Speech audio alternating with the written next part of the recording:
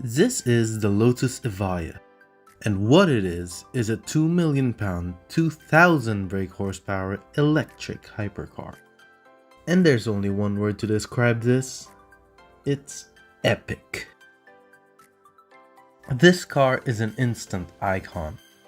Only 130 units will ever be made, and they're all very likely to be sold out. The statistics of this car is outstanding. It has four 500 horsepower electric motors powered by a 69 kilowatt-hour battery pack, which can be charged from empty to full in just 10 minutes, if you have a powerful enough charging point. 0 to 60 in this car is under 3 seconds, and the top speed is just over 200 miles per hour. But the way it gets there is nearly unbelievable. You know the feeling you get when you accelerate hard on first gear in the Bugatti Chiron? I don't either. But I can safely say that it's like that, but instead of hitting a limiter and changing gear, the Evija goes all the way to 200 miles per hour with that much brutality.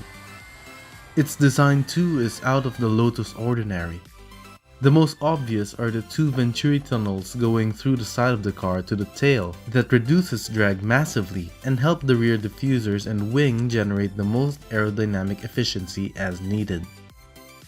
And speaking of aerodynamics, the Evija has it all ticked. No fake vents. Every single one of them has function and to make it as slippery as possible.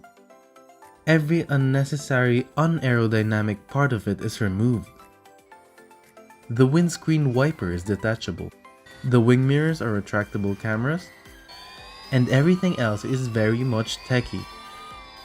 And I love the afterburner inspired taillights. Which all begs the question, is it still a Lotus?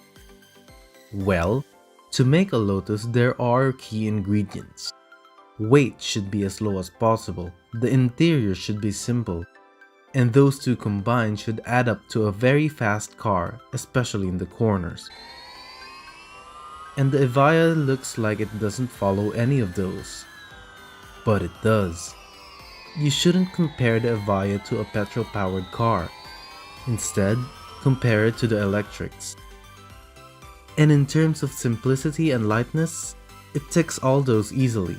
The battery is small, and they literally replaced panels and spaces with air. What's even more interesting is the fact that this Lotus makes 2000 horsepower.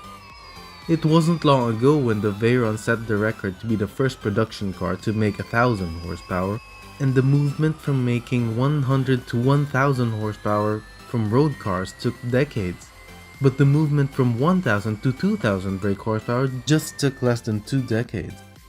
What it's telling us is that, sadly, petrol-powered cars are already losing their pump to make more power. And the electric age is now here and to take the baton and give us more speed. This is quite literally the future and the next chapter in the automotive world. Let me explain. Compared to the other well-known electric car companies like Tesla and Rimac, Lotus didn't start as an electric car maker. It was never really in their blood. They always have been petrol-powered light sports car makers. So when a very famous brand like that decided to build the Evija, it showed a massive change of course in the timeline. Something out of the ordinary nobody thought would happen.